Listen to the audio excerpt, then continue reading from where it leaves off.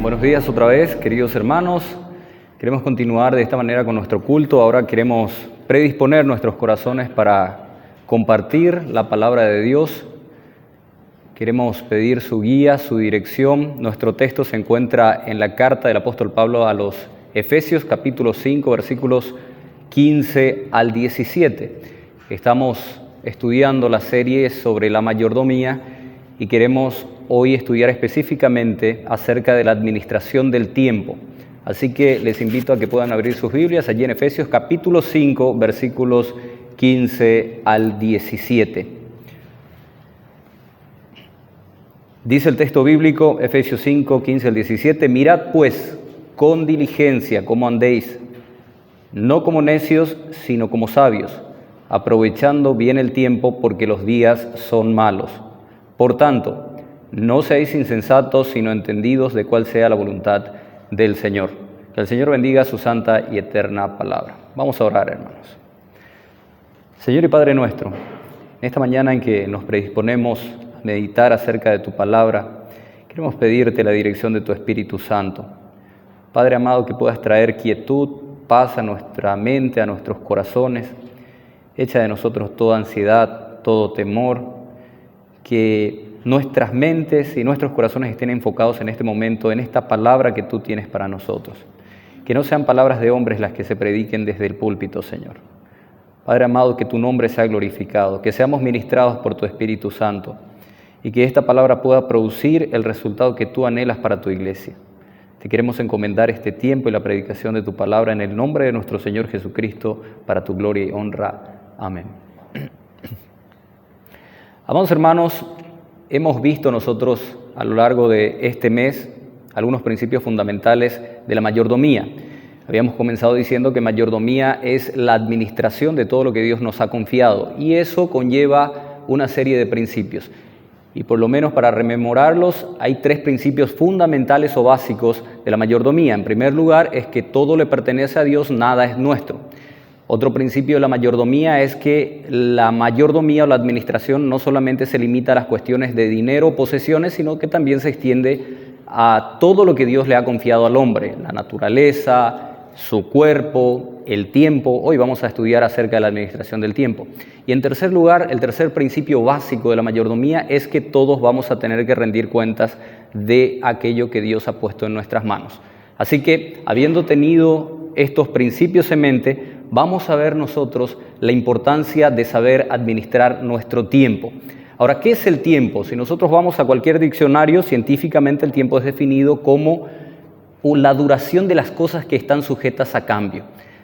Antes de la creación, o sea, en la eternidad, no existía el tiempo. Dios fue quien inventó el tiempo. Dios fue quien creó el tiempo, mejor dicho. En Génesis capítulo 1, versículo 5, cuando Él en la eternidad, en ese espacio de la eternidad, Él hace un corte y comienza a crear, allí entra el tiempo. Él creó, recordemos, las lumbreras, uno para que alumbre de día, el otro de noche, y creó justamente lo que nosotros conocemos como el día y la noche. Fue entonces, dice Génesis capítulo 1, versículo 5, fue entonces la mañana y la tarde del primer día. A partir de allí, nosotros tenemos lo que conocemos como el tiempo. Entonces, antes de la creación no había tiempo, Dios creó el tiempo. Ahora, el apóstol Pablo nos llama, aquí nos exhorta más bien en el versículo 15, a que nosotros miremos atentamente, seamos diligentes en la administración de este tiempo.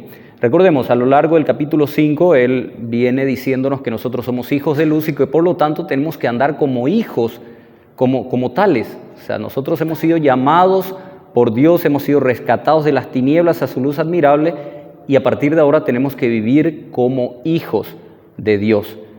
Y el Hijo de Dios tiene que ser diligente, tiene que ser cuidadoso, tiene que observar atentamente todo aquello que Dios le ha encomendado. Y una de las cosas más importantes que Dios nos ha encomendado y nos ha dado para que lo administremos sabiamente es el tiempo. Algo incluso más importante que el dinero, que las posesiones, es el tiempo que tenemos. Y a todos se nos ha confiado el tiempo. Tiempo y oportunidades ocurren a todos, nos dice Eclesiastés. Ahora, el uso que nosotros hagamos de ese tiempo va a determinar nuestro éxito o nuestro fracaso en este mundo, en la tierra. Nosotros tenemos 24 horas al día, ¿verdad?, para utilizar, pero realmente es menos, porque 8 horas al menos dedicamos para el descanso, 8 horas para el sueño. Entonces, ¿cuánto nos queda finalmente? 16 horas. De esas 16 horas, si nosotros seguimos con el principio del dar generosamente, recordemos, estuvimos hablando de nuestras posesiones, y también entró ahí un cierto porcentaje, hablamos de un 10%, del diezmo del que no se quiere hablar tanto, pero bueno, que es bíblico y también podemos encontrar en varios pasajes que lo respaldan, pero no habíamos tanto enfatizado el tema del porcentaje, sino que el dar generosamente tiene que implicar un sacrificio, tiene que ser algo que te cueste. De la misma manera, si el 10% pudiese ser un mínimo en materia del dar en nuestras posesiones, también lo tendría que ser en nuestro tiempo.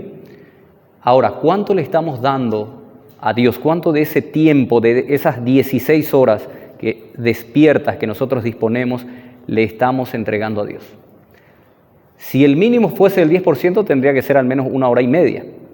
Ahora, la pregunta es, ¿eso es suficiente tiempo para darle a Dios? ¿Le estamos dedicando a Dios ese tiempo en tener comunión íntima, privada con Él, en meditación de su palabra, orando? Estamos teniendo esas 1 hora y media, de esas 16 horas despiertas que tenemos, el 10% por lo menos le estamos dedicando a Dios. ¿Eso es suficiente? ¿Es poco? Nosotros, amados hermanos, somos libres de utilizar el tiempo como queramos. O sea, Dios nos dio esa libertad. Vos podés llegar de tu trabajo, podés tirarte en el sofá, encender la televisión, pasar allí 2-3 horas, luego mirar el celular otras 2-3 horas, cenar, ir a orar 5-10 minutos, quedarte dormido y ya está, podés hacer eso. Podés malgastar miserablemente tu tiempo todo lo que quieras, pero acordate de este último principio del que hablamos. Vas a tener que rendir cuentas de todo lo que hiciste con lo que Dios te ha dado. Él te ha regalado, Él te ha dado ese tiempo, pero ese tiempo no es tuyo.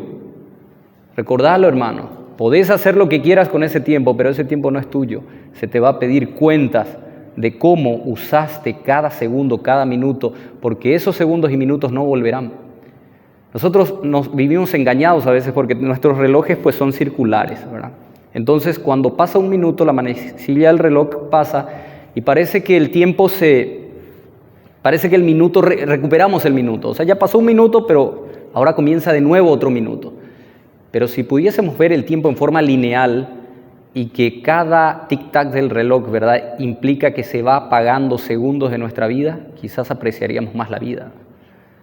Porque cada tiempo, cada segundo que pasa es un tiempo que se te acorta. Acostumbramos a decir, cumplió años de vida, cumplió un año más de vida. No, cumplió un año menos de vida. Con cada año que pasa tenemos menos para disfrutar, para estar en este mundo. De manera que el apóstol Pablo nos exhorta aquí a que seamos diligentes en la administración del tiempo, porque usar mal el tiempo, amados hermanos, trae terribles consecuencias. Vean lo que dice Ezequiel capítulo 16, versículo 49. Allí, por ejemplo, nos relata el caso de una ciudad, toda una ciudad entera que fue bastante negligente en el uso del tiempo. Ezequiel capítulo 16, versículo 49.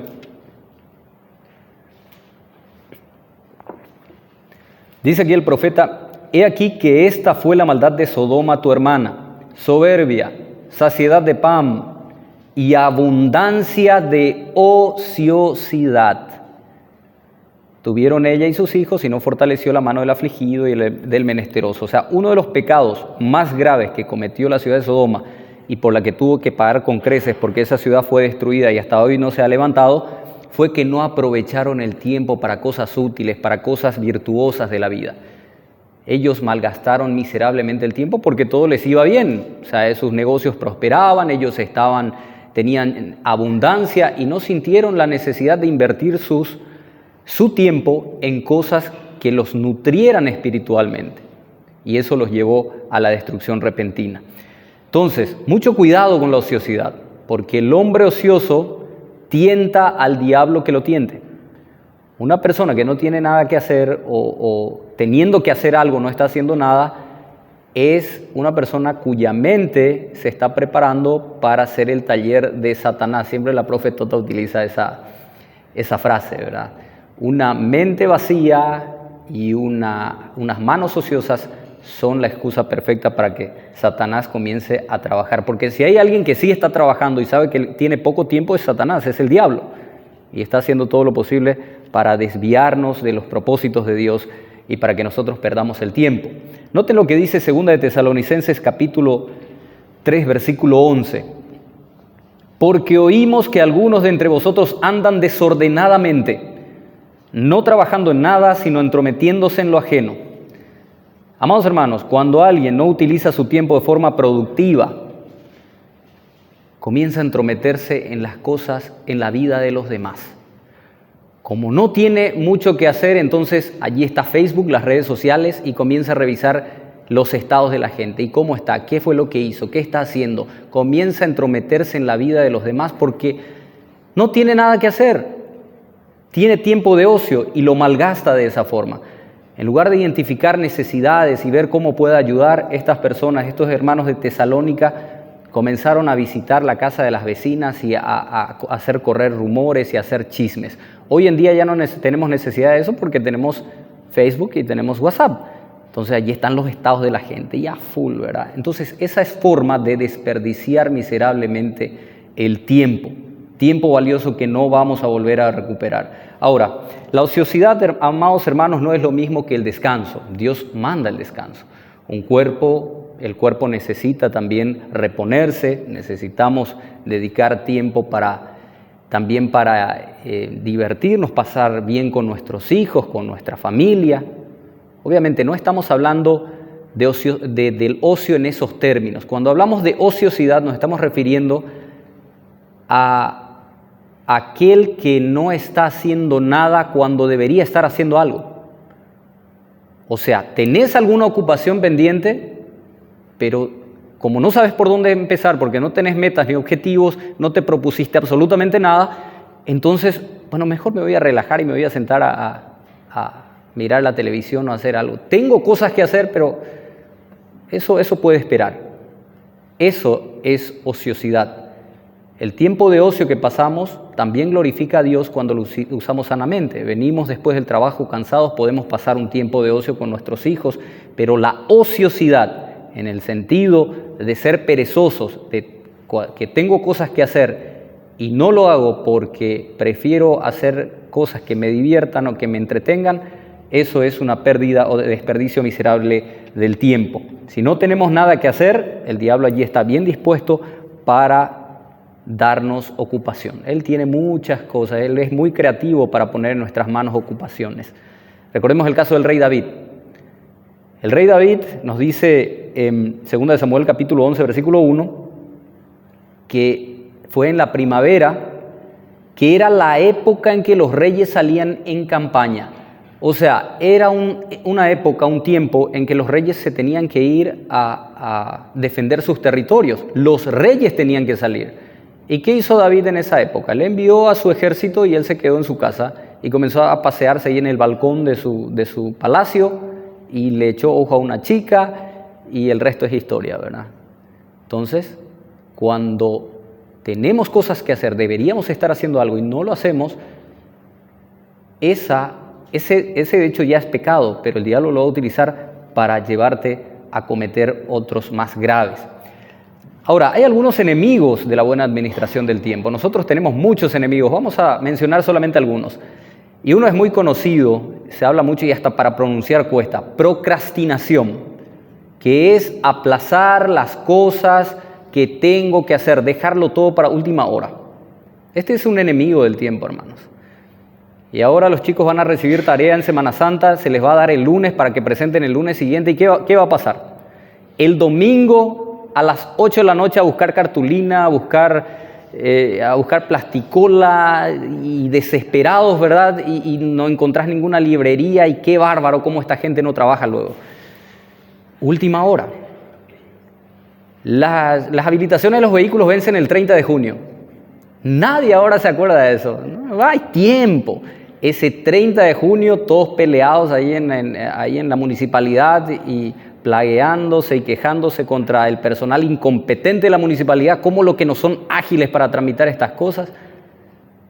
Dejamos estar. Tenemos trabajo en la oficina y sí, lo puedes presentar la siguiente semana. ¿Hay informes? Sí, pero la próxima semana. No, entonces tengo tiempo. Relax nomás. 12:8. Y luego se te va acumulando, ¿verdad? Esos informes se te van apilando. Y hermanos, el cristiano tiene que ser organizado. El creyente tiene que ser una persona que tiene planificadas las cosas de antemano. Tenemos que llevar apuntes. Hoy en día tenemos celulares, en nuestro celular podemos nosotros agendar esas cosas. Yo creo que todos tenemos que reconocer cierta culpa también en esto, porque todos cometemos este error de dejar las cosas para último momento.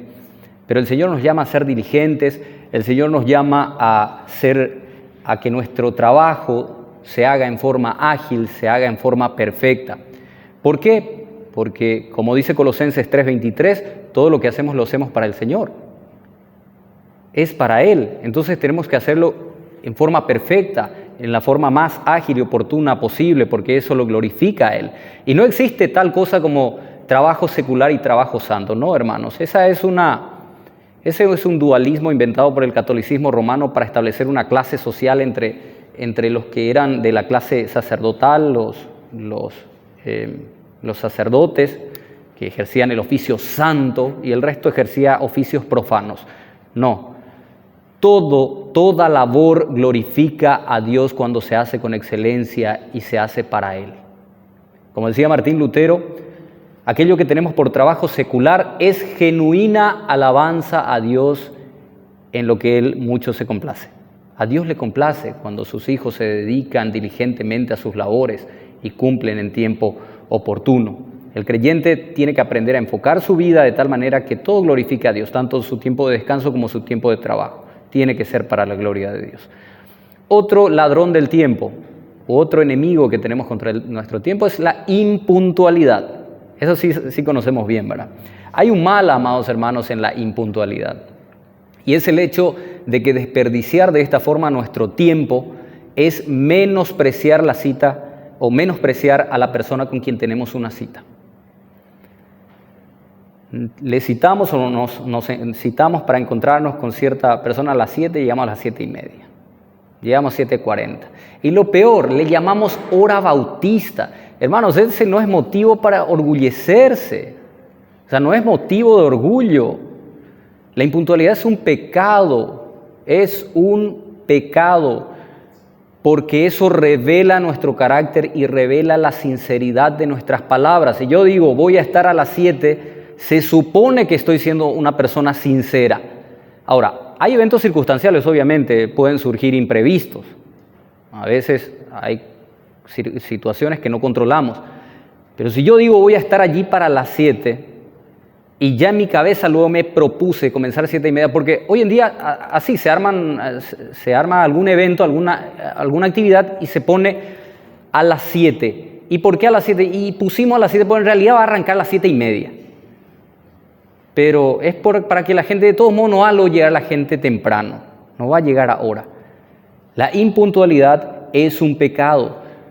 Queridos santos de Dios, la gente exitosa, la gente que prospera, la gente que triunfa en la vida, tiene la característica de que valora muchísimo el tiempo. La gente que triunfa valora el tiempo porque los negocios y los asuntos que ellos atienden son demasiado importantes para ellos. Y la pregunta aquí es, ¿acaso para un creyente puede haber algo más importante que los asuntos del reino, que tener una cita con Dios? ¿Cómo le llamamos al domingo? Los creyentes.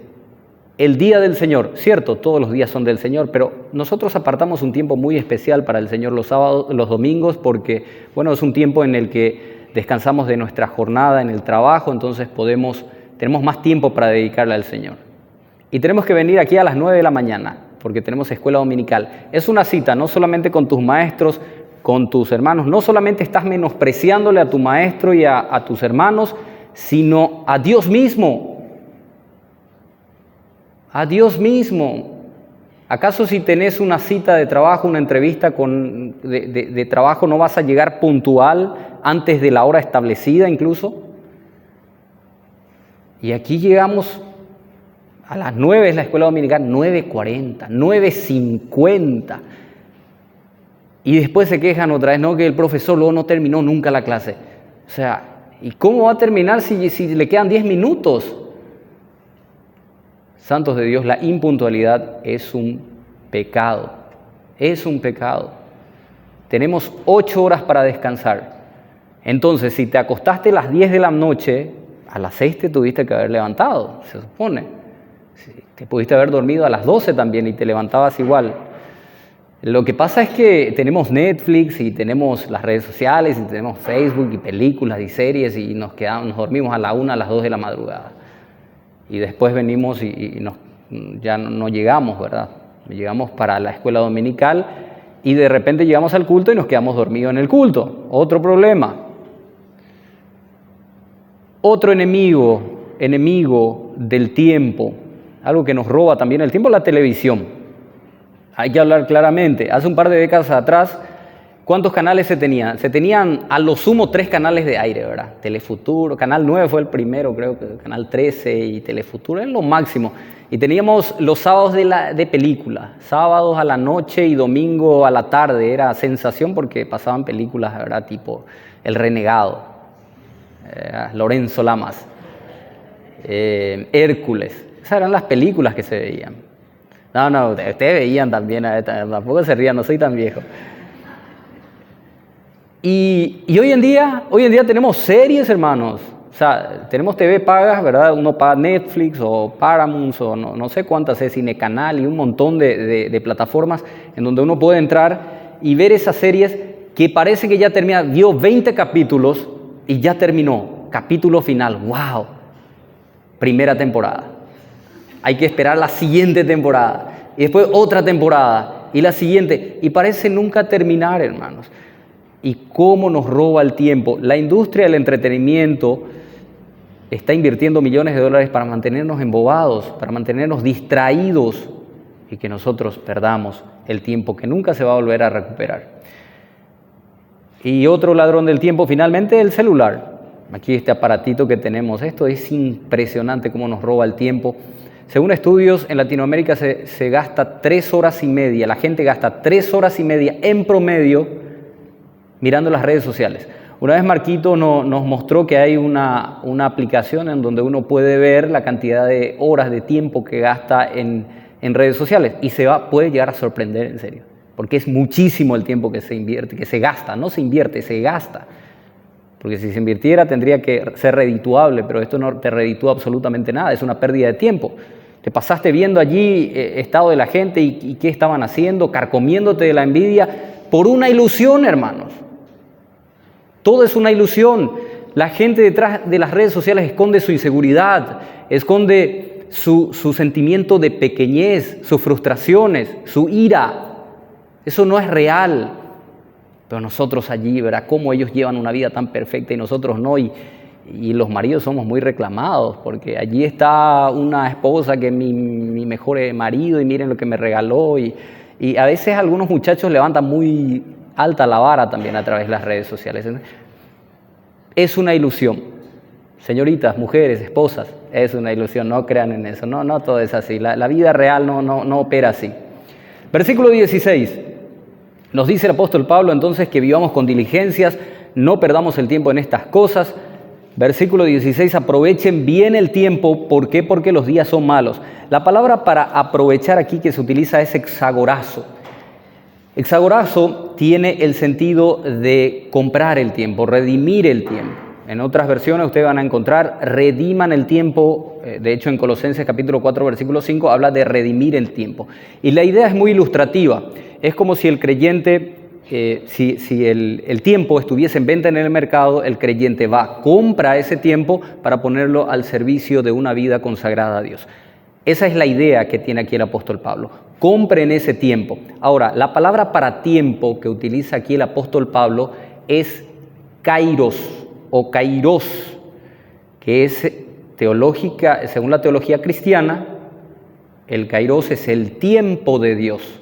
Y esto es muy importante distinguir, porque en la Biblia hay 2 clases de tiempo. Está el cronos, que es el tiempo lineal, el tiempo que se cuenta con segundos, minutos, horas, días, semanas, meses y años, que es el tiempo que transcurre y termina, o sea, se va agotando, se va consumiendo. Y está el tiempo que es el kairos, que es el tiempo de las oportunidades. De hecho, estas son alusiones a mitologías griegas. El dios Cronos, en la mitología griega, estaba representado por un gigante que, ante el temor de ser suplantado por sus hijos, les había comido vivos. O sea, les comió vivos a sus hijos. La idea aquí es que el tiempo, conforme va pasando, va consumiendo tu vida. Se va terminando, tu vida se va apagando. Cada segundo, cada tic-tac del reloj es un segundo menos de vida que tenés.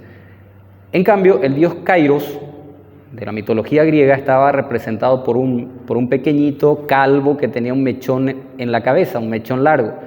Y si el hombre lograba alcanzar ese mechón, entonces esa persona iba a ser feliz, iba a tomar la oportunidad. Pero como este enanito era tan escurridizo, era muy difícil, a veces en milisegundos se te iba y se te fue la oportunidad, la perdiste. Bueno, ese es el tiempo kairos, de las oportunidades que se presentan a veces una sola vez. Si no la tomaste, ya te la perdiste. ¿Cuántas veces tu príncipe azul pudo haber estado enfrente de vos, señorita soltera que me estás escuchando, y vos perdida ahí en las redes sociales? Se te fue.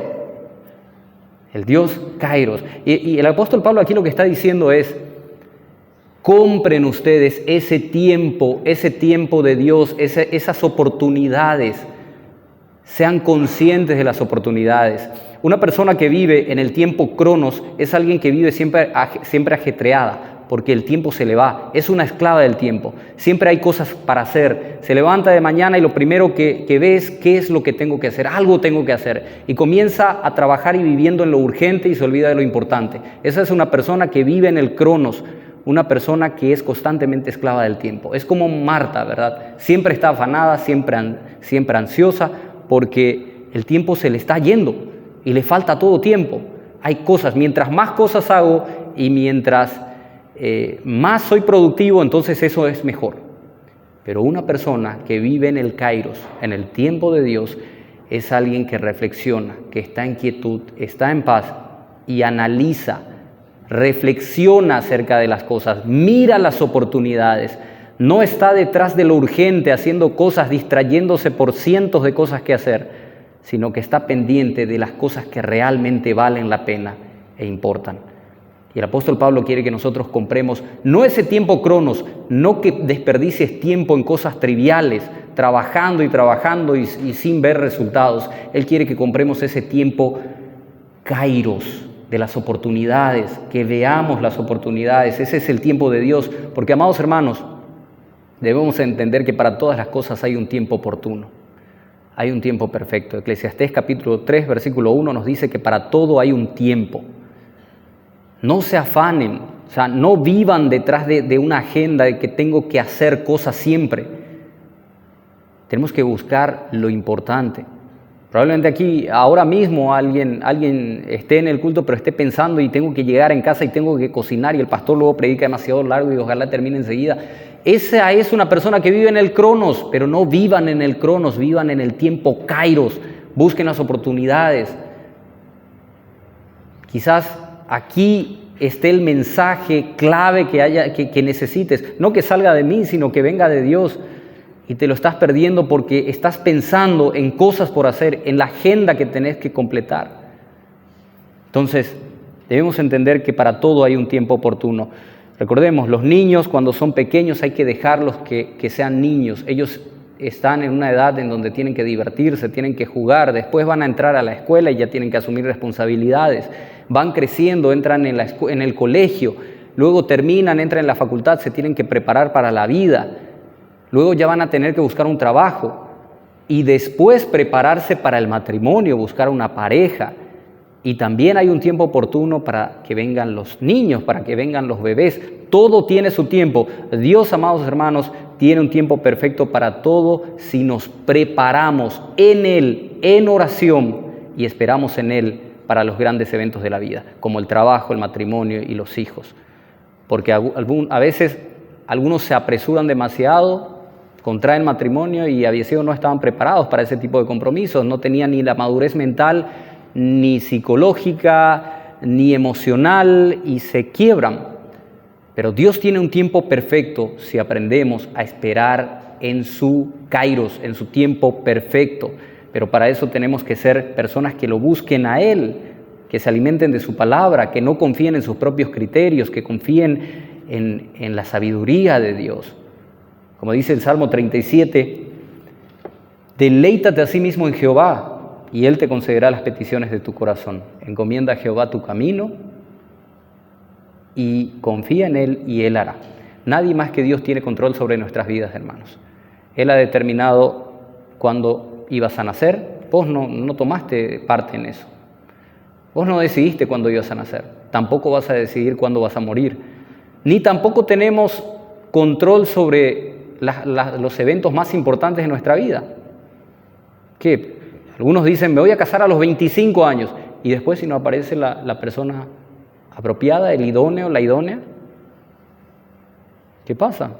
Se va el tiempo. O sea, uno no decide ni siquiera esas cosas, no decide los eventos importantes en la vida. ¿Cuándo voy a tener hijos? Bueno, voy a tener hijos a los 30 años. Y después, si no podés tenerlos, ¿pensaste en eso? O sea, Dios tiene el control de toda nuestra vida. Por eso dice Proverbios 16:1, del hombre son las disposiciones del corazón, mas de Jehová es la respuesta de la lengua.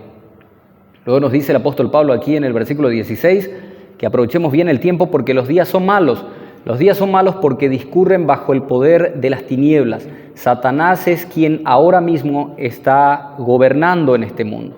Todo ese sistema está bajo el gobierno de Satanás. Dios es soberano, Dios lo controla todo, pero Satanás es quien ahora mismo está haciendo de las suyas en este tiempo. Y va a utilizar todos sus mecanismos para distraernos del tiempo, para hacernos perder en cosas triviales, hacernos trabajar tanto y distraernos de las cosas que realmente importan. Y de repente llegas a viejo, llegas a 70 años y te diste cuenta que no pudiste criarles a tus hijos, que no aprovechaste el tiempo, desperdiciaste viviendo en cosas triviales, llenando agendas, cumpliendo con trabajos que al final no sirvieron de mucho. Y el tiempo, hermanos, el tiempo que pasa no tiene retorno. Y hay etapas en la vida sobre las cuales tampoco vamos a volver a tener otra oportunidad. Pensemos por un momento, los padres tenemos solamente una ventana de tiempo para instruir a nuestros hijos. Pasado ese tiempo, árbol que crece torcido, te jodiste. Tenés una ventana pequeña de tiempo para instruirle a tus hijos. No creas que después de que tus hijos cumplieron 20, 25 años que vas a comenzar a tratar de aconsejarles. Si no aprovechaste ese tiempo, ya pasó. Mientras somos jóvenes tenemos la oportunidad de comer sanamente, de hacer ejercicio, de cuidar nuestro cuerpo, de dormir bien. Pero no pretendas hacer eso una vez que llegue el invierno a tu vida, ¿verdad? Una vez que llegas a viejo, diabetes, estás jodido. Pero tuviste una oportunidad cuando eras joven. Así que joven, aprovecha ese tiempo. Entonces tenemos un espacio limitado en el tiempo, tenemos etapas en la vida que si dejamos aprovechar, eso no se va a volver a recuperar, hermanos. Y hay que lidiar, hay que remar con eso. Tenemos que recordar también que tenemos un espacio muy limitado para entregar nuestra vida a Cristo, para vivir para Él, para vivir para sus propósitos, desarrollar nuestro carácter en este espacio de tiempo que tenemos en la eternidad. Una vez que morimos, que partimos a la eternidad, ya no hay nada que hacer. Está dispuesto que los hombres mueran una sola vez y después de esto el juicio. Y no podemos añadir más años a nuestra vida, ni un segundo más. Así como dice Mateo 6:28 que no podemos añadir un codo a nuestra estatura, no podemos añadir un segundo más a nuestra vida. O sea, desperdiciaste tu tiempo, malgastaste en cosas triviales, fuiste. Ya lo perdiste. Y a veces nos olvidamos de que tenemos que morir, hermanos. Nos olvidamos de que no vamos a vivir para siempre. Nadie se levanta por las mañanas diciendo, bueno, hoy voy a morir, así que voy a ordenar mis cosas, voy a hablarle dulcemente a mi esposa, voy a tratarla bien, voy a pasar tiempo con mis hijos, voy a llamarle a mi papá, a mi mamá, voy a llamarle a mis hermanos de la iglesia, voy a pasar tiempo con ellos. Al final, a la tarde, voy a comenzar a leer la Biblia, a nutrirme de su palabra. Después voy a orar, voy a arrepentirme fervorosamente, voy a entregarle mi alma al Señor y voy a descansar. No hay así. No, eso no opera así. Hoy mismo pudiera ser tu último día. ¿Y qué es lo que estás haciendo? Estás preocupado por la comida del mediodía. Hermanos, nosotros no tenemos control sobre nuestra vida y sería muy diferente si tomásemos conciencia de que el tiempo que tenemos aquí en esta tierra es muy corto. Versículo 17. Por tanto, no seáis insensatos, sino entendidos en cuál sea la voluntad del Señor. Una persona insensata desde el punto de vista bíblico es alguien que no cree en Dios o que vive como si Él no existiera. Dice Salmo 14:1, dice el necio en su corazón, no hay Dios. Esa es una persona necia, una persona insensata. Y nosotros los creyentes muchas veces vivimos un ateísmo práctico, porque decimos que creemos en Dios, pero vivimos como si Él no existiera. ¿Sí? O sea, voy a tomar una decisión importante y vamos a meterle nomás ya, ni siquiera oramos. Eso es vivir un ateísmo práctico. Y entonces somos insensatos muchas veces cuando no acudimos al Señor en busca de sabiduría. Dice el Salmo 90:12, enséñanos, Señor, de tal manera a contar nuestros días que traigamos al corazón sabiduría. Todos disponemos de la misma cantidad de tiempo. Nadie tiene más de 24 horas, nadie tiene menos. La diferencia está en cómo nosotros administramos ese tiempo. Y la mejor forma de aprovechar el tiempo es viviendo sabiamente. ¿Y quién puede vivir sabiamente? Quien va en busca del consejo del sabio, quien va en busca del consejo de Dios, quien tiene la mente de Cristo. Y no vas a tener la mente de Cristo, hermano, si te pasas viendo Netflix 3 a 4 horas al día. Lo siento. No vas a tener la mente de Cristo si no pones las cosas prioritarias en el orden en que correspondan. No vas a poder crecer en sabiduría, no vas a ser una persona sabia si seguís dejando las cosas de Dios en último lugar. Si para tu trabajo sos tan puntual y en la iglesia venís la hora que quieras, entonces no pretendas después estar robustecido espiritualmente y poder enfrentar las pruebas que vienen en la vida con el vigor que el Señor quiere y espera de nosotros. Vas a fracasar, vas a caer, porque no estás poniendo las cosas en el orden que debiera. Vivir con sabiduría es establecer correctamente las prioridades de la vida. La mayor parte del tiempo que nosotros perdemos es porque no tenemos un rumbo fijo, no tenemos objetivos, no tenemos metas y andamos como el hámster ese ese ratoncito de laboratorio que se sube en la rueda y se da la vuelta, no se va a ninguna parte. Es así cuando vivimos sin el consejo de Dios, cuando vivimos en forma insensata, cuando vivimos como si Dios no existiera. Entonces comienzo una carrera, comienzo un proyecto, comienzo un emprendimiento y a los 2-3 años lo dejo porque ya no me gustó o porque no surgió. ¿Por qué no surgió? ¿Acaso le consultaste a Dios? Me meto en una relación. Pasaron 2-3 años, perdí mi tiempo con ese tipo, con ese personaje, dicen las chicas. ¿Y por qué? Porque nunca hubo un proyecto de vida en común, nunca pensaron en formar una familia, en tener hijos, nunca se pensó en eso, sencillamente en pasar el tiempo y efectivamente pasó el tiempo, lo desperdiciaron y lo malgastaron. Cuando no vivimos sabiamente, desperdiciamos el tiempo. Finalmente, quiero compartir con ustedes algunos consejos que son útiles para una buena administración del tiempo. Y el primero es que debemos buscar el reino de Dios antes que todas las cosas. El reino de Dios y su justicia. Primero, el reino de Dios y su justicia. Las cosas de Dios en forma prioritaria. Ese es el primer consejo para una buena administración de nuestro tiempo. Decía Martín Lutero, cuando él estaba traduciendo la Biblia y tenía muchas ocupaciones, y decía, me está faltando tiempo, tengo muy poco tiempo, necesito orar más. Tengo poco tiempo, necesito orar más. ¿Nosotros qué hacemos? Tengo poco tiempo, necesito orar menos, ¿verdad? Porque si oro, estoy perdiendo el tiempo. Es como que estamos perdiendo el tiempo. Si me paso leyendo la Biblia, estoy perdiendo el tiempo. Es porque tenemos los ojos puestos en las cosas de acá y no en las cosas de arriba. Nuestros ojos no están puestos en las cosas del reino. Entonces, buscar primeramente el reino de Dios es ponerlo en prioridad, que Él sea nuestra prioridad. Y Él va a ordenar todas las cosas. Él puede solucionar un problema que pudo haberse resuelto en una semana, en una hora. Pero para eso, Él tiene que ser tu prioridad. En segundo lugar, ser conscientes de la brevedad de la vida, hermanos. Ser conscientes de que vamos a partir pronto, de que acá hay hermanos ya que ya pasaron los 50 años, nosotros le llamamos la juventud acumulada. Y yo les aseguro que si ellos piensan, ¿verdad?, cuando eran niños, parece que fue ayer, ¿verdad? Parece que fue ayer que eran niños todavía. ¿Se acuerdan? Así tienen retratos tan vívidos en sus mentes. Pasó rápido el tiempo y no nos dimos cuenta. Entonces, ser conscientes de la brevedad de la vida, eso nos va a ayudar a establecer también las prioridades. Es como la torta de los cumpleaños, ¿verdad? Cuando la torta es bien grande, entonces las porciones son generosas. Si te cortan grande la torta, pero si la torta es chica y los invitados son muchos, ahí hay que invitar a la gente que sabe cortar, ¿verdad? Conoce bien de geometría y aritmética y todo, porque hay que saber cortar porciones pequeñas. Entonces, cuando la torta es grande, cuando tu vida todavía te parece, jóvenes, parece que tienen una torta grande porque tienen toda una vida por delante, entonces ustedes la distribuyen en forma generosa, no hay problema, vamos a ver películas, 5 horas también, no importa, porciones generosas para todos, estamos para todo. Pero mientras nos vamos haciendo viejos, nos vamos dando cuenta de que tenemos que racionalizar el tiempo y de que tenemos que ser más diligentes, más cuidadosos. ¿Y por qué no comenzar a hacerlo ya también ahora?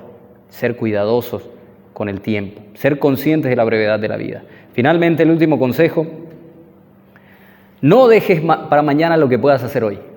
¿Sí? Este es un consejo de todos, esta frase todos las conocemos. Pero hay un versículo bíblico, y les apuesto que nadie conoce el versículo bíblico que sustenta este pasaje, este proverbio, esta frase. Hay un proverbio que respalda justamente esta frase, y es el proverbio 21:7. Dice, no te jactes del día de mañana, porque no sabes qué dará de sí el día. No te jactes del día de mañana. No digas, voy a dejar para mañana porque tengo tiempo, porque no sabes qué puede pasar mañana. Hay algunos que postergaron y dijeron, mañana voy a ir a visitarlo, y quizás en esa misma noche partió esa persona. No dejes para mañana, no postergues las cosas. Hazlo hoy.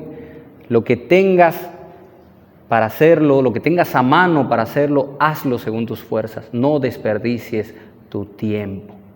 Que el Señor nos bendiga, amados hermanos, nos ayude a ser conscientes del uso que le damos al tiempo, que nos brinde sabiduría y nos ayude a vivir como sabios y no como necios. Vamos a orar.